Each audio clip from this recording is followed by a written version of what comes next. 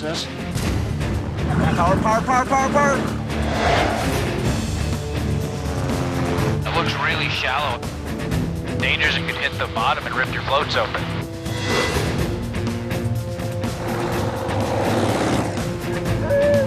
Hey, I hope they don't start fighting back there. A lot of helicopters just aren't made to fly in the snow. There's no room for error here.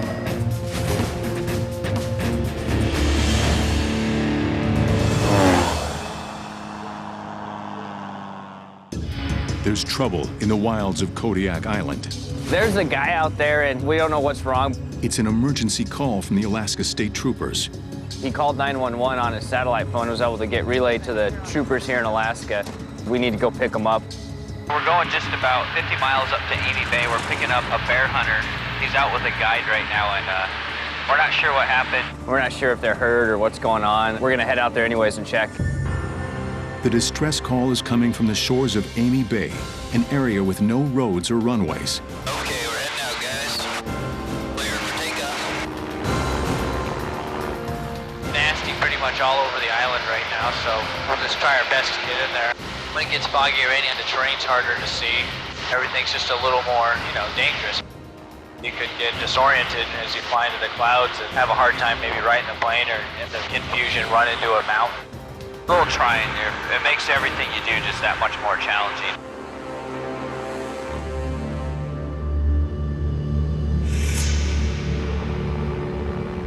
So this isn't exactly a normal call. We're kind of unclear what's going on right now. Anything's possible at this point. I mean, he could have maybe been hurt by a bear. He could have been fallen and broke his leg. Could have fell off a cliff and killed himself. Obviously, if the client's trying to use the phone, the guy's probably incapacitated. Keller checks in with a fellow pilot about the weather ahead. How was it down towards Cludol? Did a little about an hour ago, but I couldn't get through here, and Simon's just sitting on the water over here waiting for it to clear. All right. This guy who I just talked to, he had to land. He said it was too foggy to get any farther. He had been sitting on the water for about an hour, waiting for the weather to get better.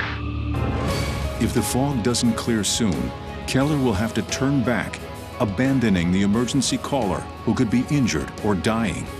We're dropping down here, see what we can see. Looks like Time is of the essence. The longer we wait to get out there, the worse the situation could become. The door opens and Alaska's out there. It's like, yeah, the gates to adventure. And that's why I love watching this door open. To infinity and beyond. I give people the opportunity to fly airplanes in one of the most beautiful places on Earth. Beautiful, but deadly. In 2011, 4 people died in plane wrecks near pilot Don Lee's base. I've destroyed 2 airplanes in my flying career, and I've been in several different mishaps with other pilots. But I'm not one to say I'm not lucky. There's a lot of pilots that are dead. They're good pilots, but they're dead. A lot of lucky pilots that are still alive. And I tell you what, I am one of the lucky ones. I should have been killed several times. Been on fire, been shot at, had airplane come apart in the air. I've just about done everything wrong you can do. It's always better to be lucky than to be good. If your last flight was successful, good job, you're a good pilot. Now Don's teaching a new generation of pilots how to survive Alaska.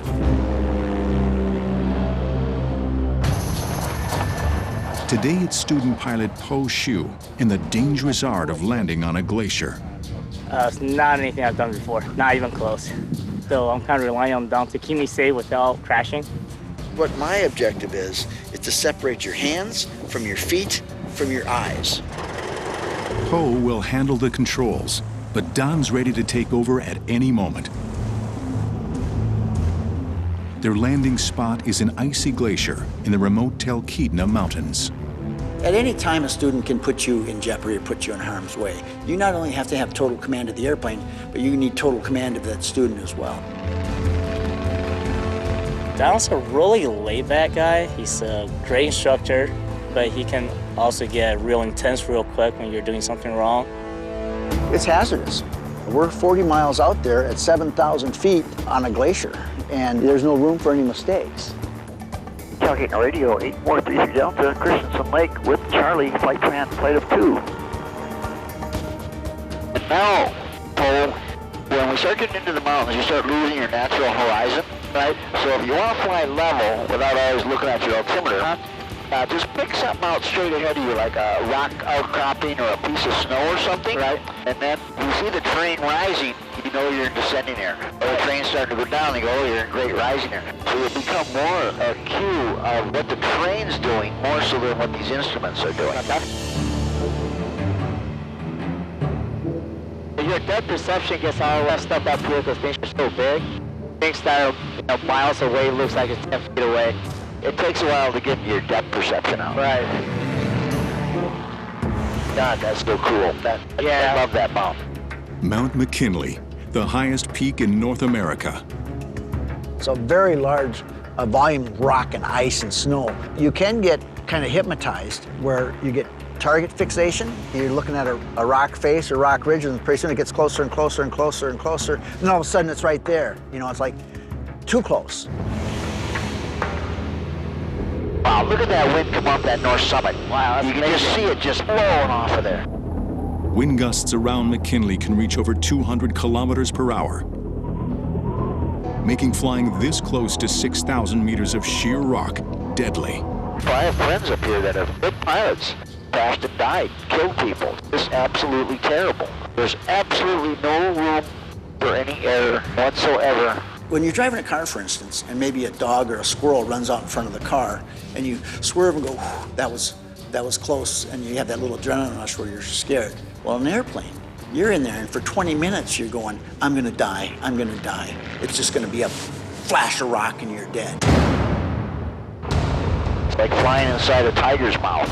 You need to know where your airplane is, your avenue of escape, and what's ahead of you. To make this landing, Poe must skirt the mountain face, drop into the glacier's bowl, and land on a rising slope covered in more than 3 meters of ice and snow. So, snug up against this wall over here. Our avenue of escape is around this mountain and down, right?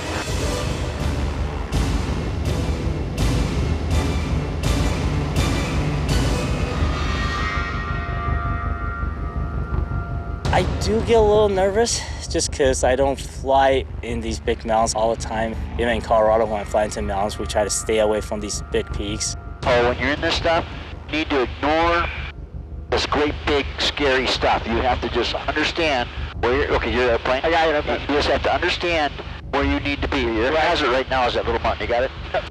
So we want to be close to the spacesuit. Yep, and you'll be almost, like I said, 80 degrees. You'll look down and then make your turn to a brick. Oh boy. The big headwind here. Crosswind.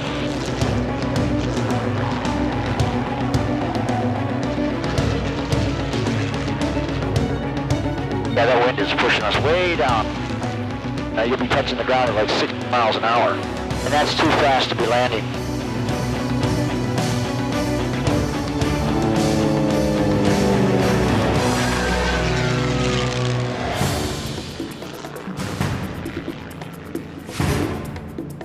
Keller's trying to reach the bear hunters who've called 911.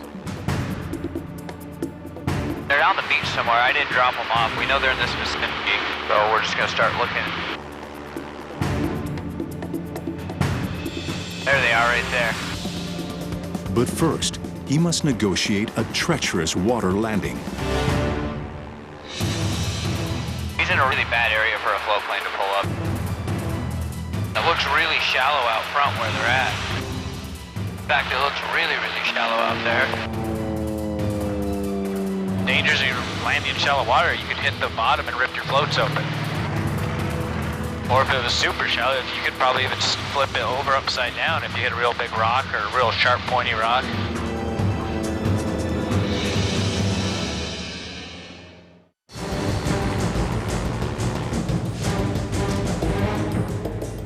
There, we're on the water. Still bumpy. down the beach. Looks like they got all their stuff packed up. They're both there, and they're both standing up, so I'd say they're okay. As he reaches the shore, Keller discovers there's no emergency. The hunter who made the call bagged a massive brown bear. But the bear carcass is just around the bend. And although it's not exactly a matter of life and death, sometimes the only way out is calling 911. All I could get was emergency calls only, and I said, well, I've never called 911 before. This must be my turn. One shot, and it was pretty much over with. Well, cool, congratulations. In the tightly regulated world of Alaska bear hunting, bringing down a Kodiak brown is considered a once-in-a-lifetime experience. Got right up here on this little knoll as the bear was getting something to drink. We humanely put him down. The head was bigger than my whole girth of my body. I was pumped. I was really pumped. It's an Alaska tradition to use every part of the bear, but the carcass is too big to fly home. Mike and Craig donate the meat to a local tribe and bring the other parts back to a native museum in Kodiak. The elders asked the guide to bring back some of the intestines so they could make traditional waterproof rain jackets for the museum in town. Kodiak bear was highly revered by the natives, so no part of the animal was ever wasted. As mementos for themselves, they keep the hide and skull. Old guy. Look at his teeth. See right there? See how wore his teeth are? Look at that. How you like that paw? Yeah, it's over 9 foot. 8 out of 10 of the biggest bears ever killed in North America have been killed right here on Kodiak Island. It's hard to say, but Craig's bear might be a record breaker as well. But I think they called 911 because it's a Friday night and they want to get home in time for happy hour. Everything's good. Day 3. What a way to end. Couldn't happen any better. If the size is right, Craig's bear could also be a record setter. The next stop is the Alaska Department of Fish and Game to find out. Over 1,000 kilometers north in the village of Kayana, Zaz Staley is late for a pickup. Is it going? Okay, go. Hold it. It goes from tank to tank through the pump. But last night the temperature hit minus 23 Celsius and her fuel nozzle has frozen shut. Cold is a big thing we're battling up here. We're gonna take the nozzle off the hose and see what's plugging it up with a couple of pipe wrenches. It gets hard sometimes because you might not fly for a week. We need gas to fly. Oh, Chris and Doug. I'm a 4th generation Staley pilot and a 3rd generation Leasier pilot. My grandpa started Leasier in the late 60s up here in Kayana. This is my dad, Lee. This is Julie. This is my sister. This is my son, Joe. It really is a family business. It's not just one of us. It's not just me. It's not just my dad or my grandpa. It really takes the whole family to make it go. Shut it off!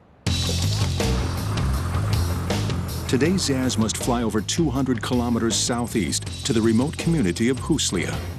There, she'll pick up 14 sled dogs at their kennel and fly them to Norvik in time for one of the region's biggest sled dog races. Hauling dogs is not a normal, everyday thing for me.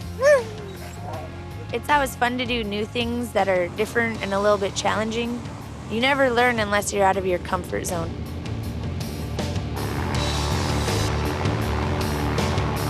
Zaz is cautious, very cautious pilot. She don't like to make mistakes.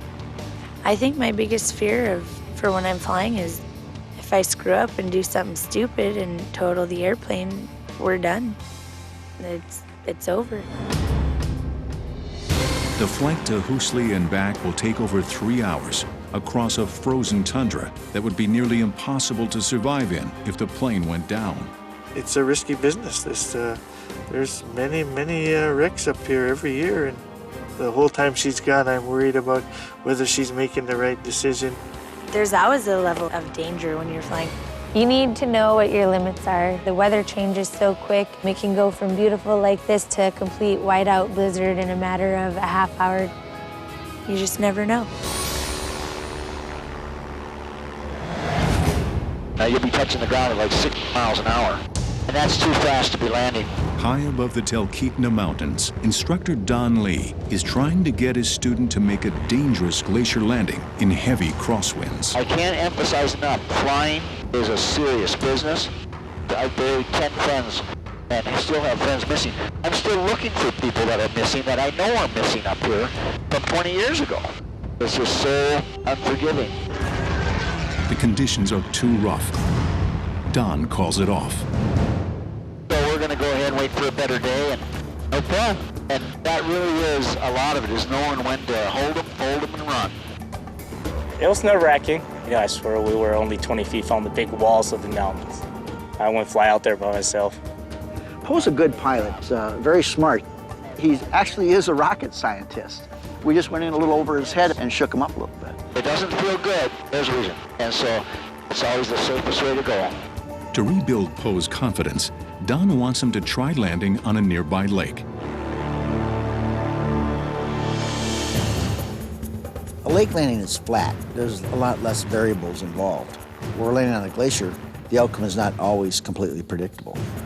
So let's go ahead and get down low. We're going to look at that lake. A little more power. Okay, right about a little more. It's always, okay, there you go. Okay, now we'll slow down a little bit. Come back on your power. Okay, so see we're riding along here? Right. Not too bad. Full power.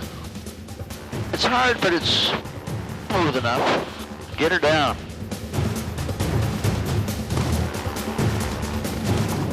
Comes down, don't it? Yeah. Ready or not, tomorrow, Don will take Poe back up to the mountains for a second shot at the glacier. Just south of the Arctic Circle, Zaz is on her way to pick up 14 sled dogs. Back in the day, the main mode of transportation was dog sled. That's how everybody got around before outboard motors and snowmobiles and four-wheelers.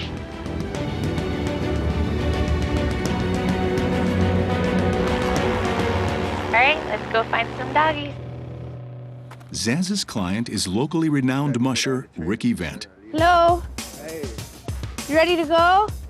Let me put that tarp out in case one of them decide to poop.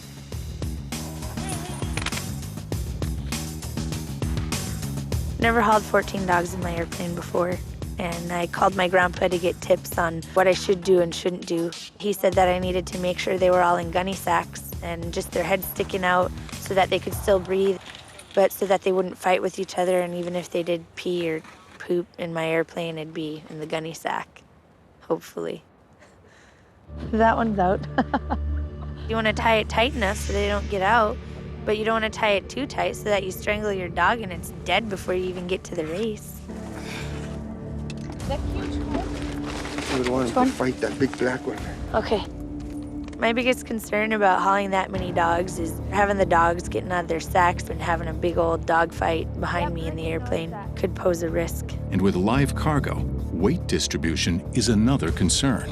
Is that all of them? If you lose your engine, you don't want the tail end of the airplane to fall out of the sky first. You don't want your whole load back there. Okay. The flight to Norvik will take over an hour, and the dogs are already restless.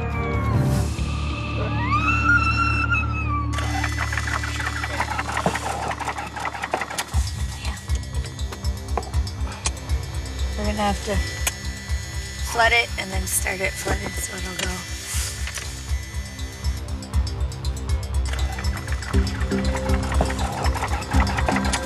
You don't want to do it. If the plane backfires, there's a good chance that all that fuel can catch on fire. It works, but the delay makes the dogs even more anxious.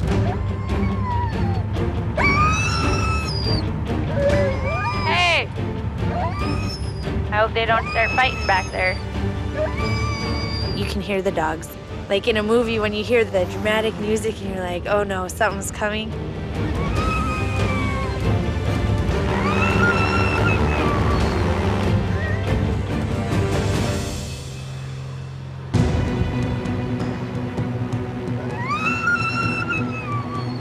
Potential problems for hauling this many dogs is the dogs getting out of their sacks and running around all crazy in the back of the airplane.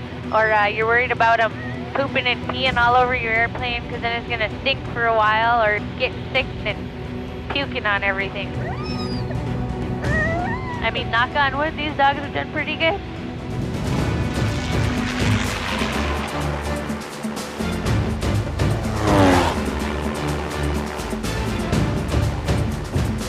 And we made it to Norvik.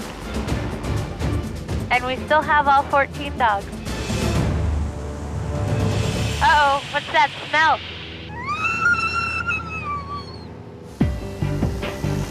Musher Ricky Vent is thrilled to be reunited with his dogs. Tomorrow's race day. We're running 3 17-mile heats down here in the village of Norvik, yeah. It cost me $2,000 with this airplane right here, round-trip charter from Husley and back over to Husley, where I'm from. It's kind of important for him to do good in this race, because if he makes some prize money, then it helps cover the cost to get him and his dogs and all their supplies over here for the race. Oh, there's still one more? You almost left me a present, huh? There were a lot of smells going on in there, so I couldn't really tell, but once we started unloading the dogs and I saw that a dog had pooped in my plane, I was like, oh, man. Thank you, guys. Thank you. We'll see you. Say hi to you. Did they behave themselves? Yeah, they did. We enjoyed it. I'm not sure how many teams have signed up, but once we get over there, we can see the competition for Ricky, and I hope they do really well. In the skies above Kodiak Island, Keller's flying a bear hunter and his mammoth kill back to town. There's more bears on the island now than there ever have been, probably in the history of the whole island, just because of the way fishing game's been able to manage the bear population and hunting. They think there's about 3,500 bears on the island right now, which is a lot. I get to fly in a lot of bears and look at a lot of different hides, and Craig's bear looks pretty big, you know. It's definitely up there in the top 10% of bear sizes I've flown in recently. While the bear hunters head to Fish and Game to size up their catch, Hi, Sarah. Keller meets up with his friend Sarah Freed to hunt down some more bears. Lovely day for flying. But the only shooting she'll be doing is with a camera. We both grew up here in Kodiak, and my dad was his principal and warned me to stay away from him. Yeah, I had a lot of girlfriends in high school. I actually had a full head of hair, and chicks liked me. I've been begging them to take me out flying, and this just happens to be the perfect opportunity. All right. Okie dokie. All right, we're off. They're headed 240 kilometers across the Shelikof Strait to Katmai National Park and Preserve, home to over 2,000 of Alaska's famous brown bears. See all that white sand? Sometimes there's bears that hang out on there. You'll see all their tracks in there. They love it down there. There's one right there. So in the summertime when there's salmon run, there'll be like 100 bears in here. Crazy. There's another bear right there. If for any reason we get charged, don't move. Just stand there and scream or yell or do whatever the hell I do, and I'm gonna pepper spray it and or shoot it. We're gonna do what's called a glassy water landing right here. We're just gonna kind of come in at this attitude till we touch down. So it won't be like the smoothest landing in the world.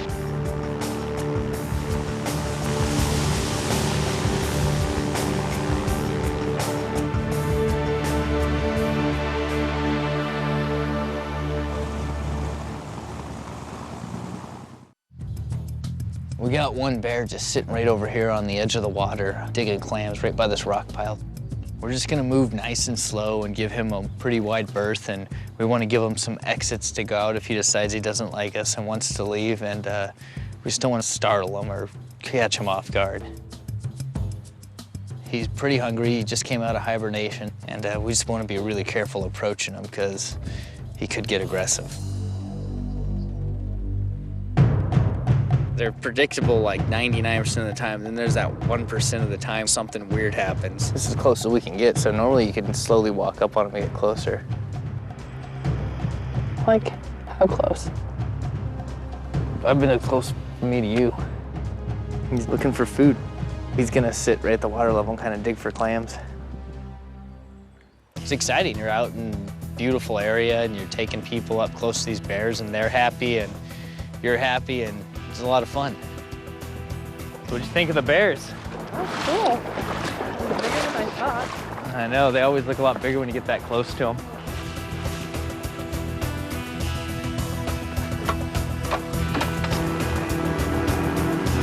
Very exciting day today.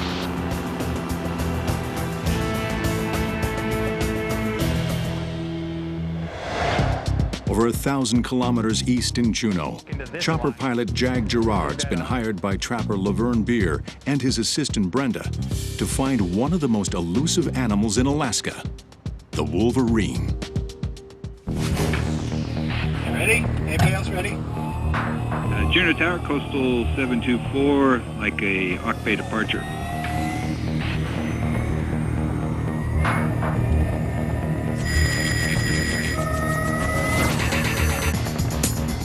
Some people wonder what's the difference between an airplane and a helicopter. An airplane, you let go of the controls and it will fly relatively straight. A helicopter, on the other hand, is inherently unstable. It doesn't balance on its own. But you let go of the controls, crash right into the ground. What trap should we start on, Jag? How about Johnson Meadow? Laverne works for Alaska's Department of Fish and Game. He's trapping wolverines for research purposes. Do you think we'll see anything today? Wolverines are more difficult to capture because of the rarity. Wolverines are known to have huge home ranges. We had one wolverine here a year and a half ago that we collared up here that ended up being trapped in British Columbia, 250 miles away. And that's where a helicopter comes in handy. Juneau is locked by water on one side, ice on the other, and the road only goes about 40 miles out of town. It stops. You can't just drive everywhere. This will be the second time this year that I've got to go. It's probably no coincidence that the other times that the other guys went, they got nothing. Jag is saying he's the lucky pilot. I am lucky. But 16 kilometers out, he hits an unexpected snow squall. I don't like the looks of those clouds. Looks like the weather's moving in. A lot of helicopters just aren't made to fly in the snow. Think we can get through this, Jag? Not sure. We're going to circle around here and try to get some altitude, see if we can get above this stuff. We can't go under it, but we either have to go around it or over it. If you get stuck in these clouds, these mountains are a little too close for comfort. There's no room for error here. Getting on top of this now, that's better. We're going to do a little 180, 360 here, climb up a little bit more. Well, it looks like it's clearing.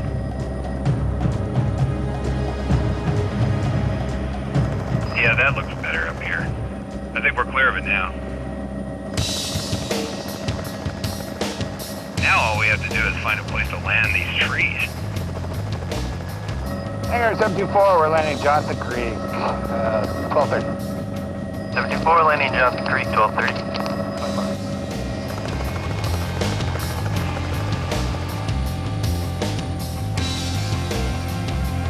Okay, tree table's up. When you're looking for a spot to land, Here we go. you're looking for the risks involved with that landing. Going into some of these tighter spaces that you have to visualize the size of the helicopter, the size of the blades. There's a river ahead of us. Oh, well, let's not land on the river.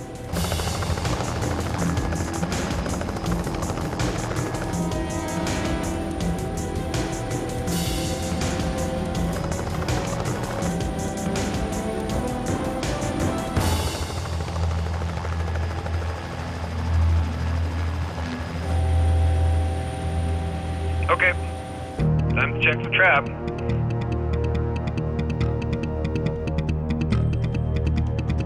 The trap is empty and needs new bait. This trap weighs 1,600 pounds. This is the fine Wolverine model. Okay, see, there's a treadle there. It's weighted. Then in the back also is bait. When a wolverine comes along and jumps on the treadle or pulls the bait, either one, then the vice grip lets go, the lid drops, and then you catch a wolverine. Big would be 40 pounds, and small, we'll say, is 16, 17 pounds. The point is, the wolverine's a little chainsaw. He can chew out of there within hours. But there again, it's not like they're plentiful. There are not lots of them around. Laverne has one trap left to check, and Jag needs to get there before the bad weather returns. Looks clear here, but who knows what's on the other side of that mountain.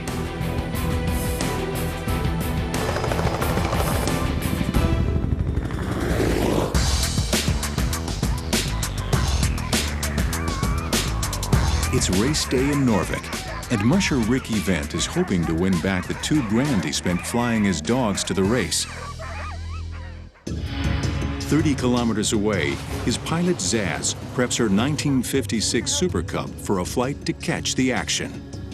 1, 2, 3, go!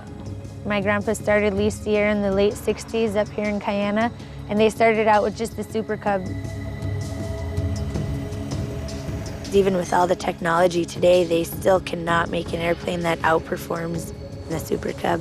This is a real airplane.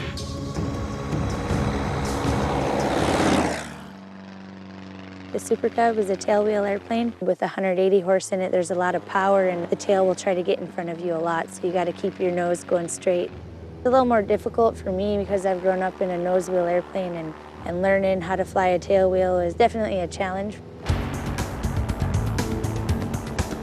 We're going to see Ricky run his test today. I sure hope I can recognize the dogs I flew. This is the Kobuk River. Sometimes we navigate along the rivers here because a lot of communities are located right on the river. Some of the guys joke about IFR, or Instrument Flight Rules. They say up here in Alaska, IFR stands for I Followed River. And the frozen river is also her runway. When you're landing off airport, you want to come through and check where you're going to land, just because there's so many variables, there are so many unknowns, it's not monitored, it's all at your own risk. I'm going to slow it down and check it out first. Scope it out and see where the big chunks are, where the people are and the big bumps are.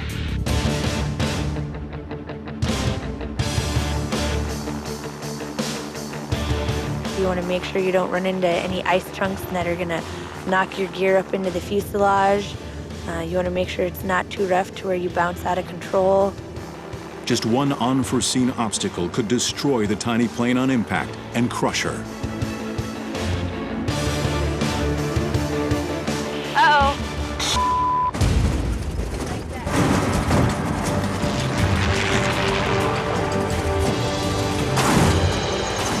Zaz nails her landing on the frozen river, but just barely.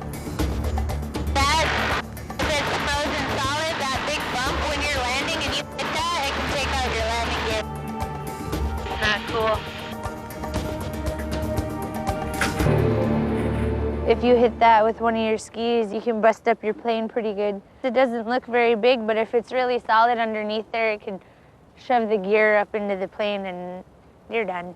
1 minute. 1 minute. We're getting ready for the sprint races here. And we're gonna go see Ricky and all the puppies we brought over. Today's race has brought sled teams from all over Alaska. They've come for a crack at over $20,000 US in prize money. But for the locals, it's also a chance to see old friends. Good to see you. The culture up here is very different. It's unique. The majority of the culture up here is Inupiaq or Eskimo. Hi, Anna Minnie. I'm part Inupiaq and I'm part Swiss, so everybody laughs because they call me a Swisskimo. Hi, Johnson. Hello. When you grow up in a village of 350 people, everybody knows everybody. Everybody's close. Such a beautiful day for a dog race, but kind of rooting for Ricky and all the dogs I hauled over from Huslia. And for Ricky, there's a lot on the line. If he doesn't win, he won't make back the $2,000 US he spent flying his dogs to the race. 5, 4, 3, 2, 1, go!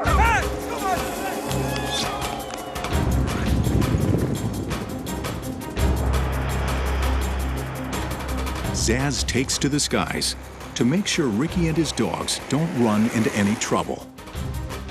There's the mushers.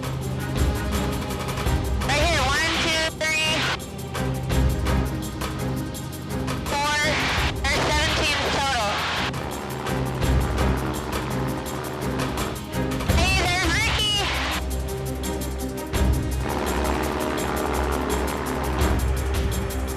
Let's go watch the end of the race. Maybe we can catch Ricky.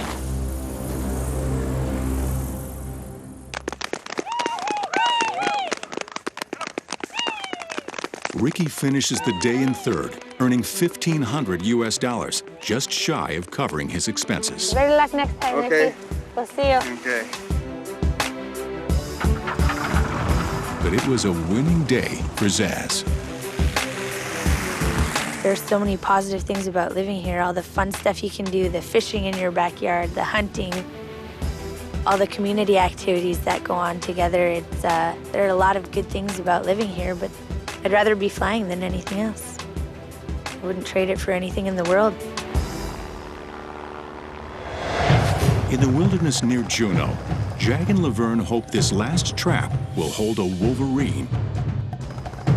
Okay, this spot looks a little clearer than last time. Just watch out for the river and hope the snow's not too deep.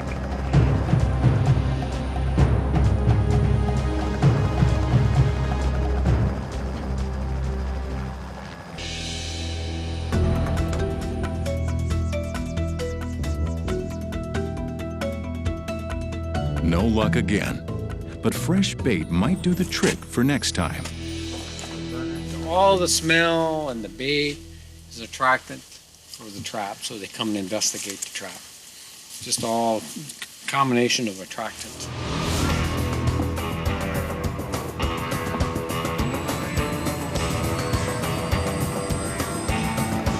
724, we are at Gilkey inbound. 3 on board, no wolverines. Well, better luck next time. I told you those wolverines were elusive. But still a great day to fly, huh? You see those moose down there? Can a wolverine eat one of those things?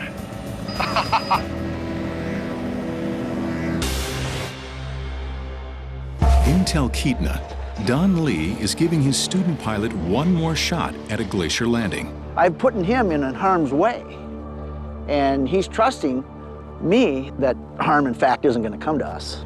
Oh, looks like the weather's good enough that we'll be going out to the glacier again. Hopefully this time we'll get a chance to land on it.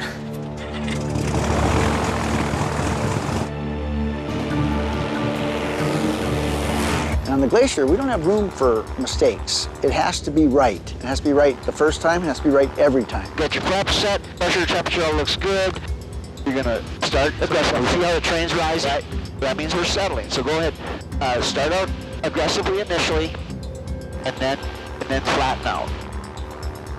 There you go. There's your 8. This is good. Cool. Beautiful. Okay, we're just coming into the bowl now, and we're gonna do a flyby and see what it looks like. See the dimpling in the snow there, Paul? That's fairly dangerous because you know there's crevasses under there. Right. Right. Some of those are huge. Oh God, they're hundreds of feet deep. Hundreds of feet deep. So you don't want to be landing down in there. We'll look for the smoothest place we can find. We'll do a couple take off and landing. That snow looks pretty smooth down there. Looks smooth from here, that's for sure. Yeah. Safety down to a big bend of the roof, descending mid-glacier through 2,500. Okay, let's keep the nose down. Come back on our power. Oh, are you fighting it? A little bit. Okay, right about there, that's good. Yeah, this looks pretty good right about here. Power, full power. Full power. See the descending there? Yep. If you don't touch down on the glacier at the proper speed and angle, the consequences can be absolutely catastrophic. Okay, now ease off your power. Ease off your power. Off with the power. Okay, power. Okay, power.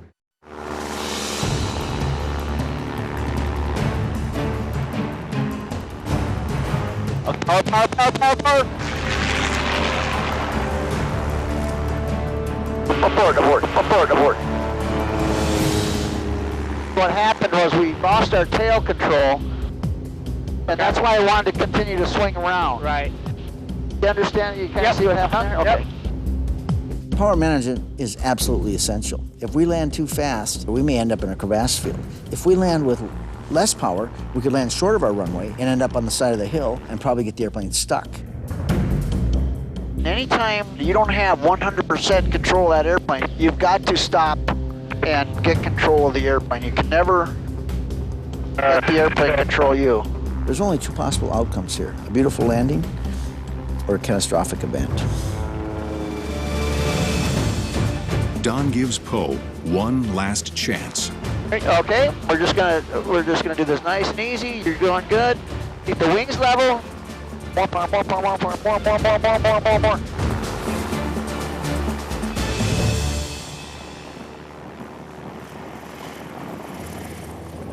Messed up.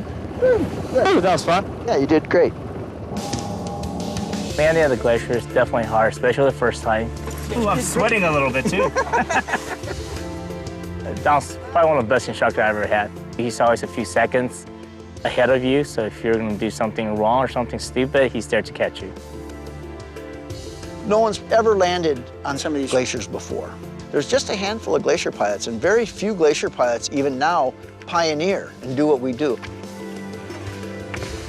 Sharing my knowledge and experience with someone like Poe is very, very rewarding for me. This has just been an amazing experience, and I can't wait to come back and do more of this. What a lifestyle. I have the best job in the world.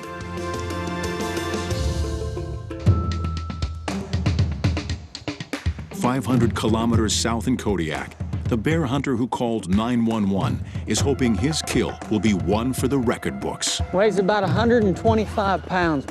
That's just the height. The head probably weighed another 15. Like most hunters on Kodiak, Craig had to enter a lottery to obtain one of the few permits issued each year to kill bears. I didn't think I'd draw when I put in. I just got lucky, I guess. I didn't expect it. But winning the lottery was just the beginning. Craig also had to pay thousands of US dollars for a guide. People pay up to $20,000 to come out on these bear hunts, and he was successful, and he's really happy right now, and he's really excited, and I'm glad for him. It's a big deal.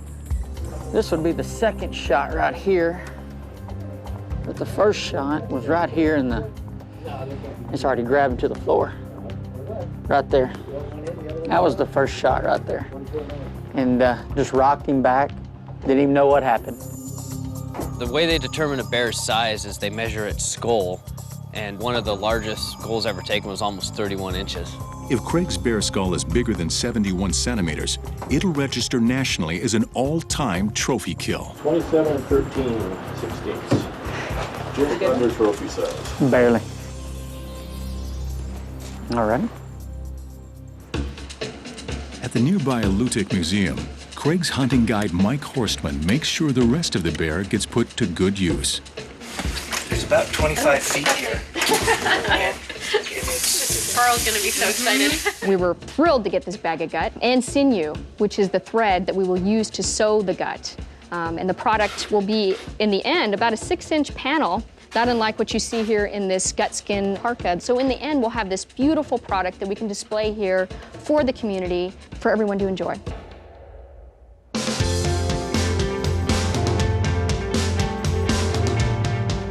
I'm feeling pretty good. I just want a beer. Congratulations, bear hunter. Craig meets up with Keller to celebrate Kodiak style. Craig's bear may not have been a record setter, but it was a once-in-a-lifetime experience for him, and I'm kind of glad I got to be a part of it. So in Alaska, if someone rings the bell, they buy everybody in the room a beer. Congratulations. So everybody here is going to have a lot of free drinks tonight.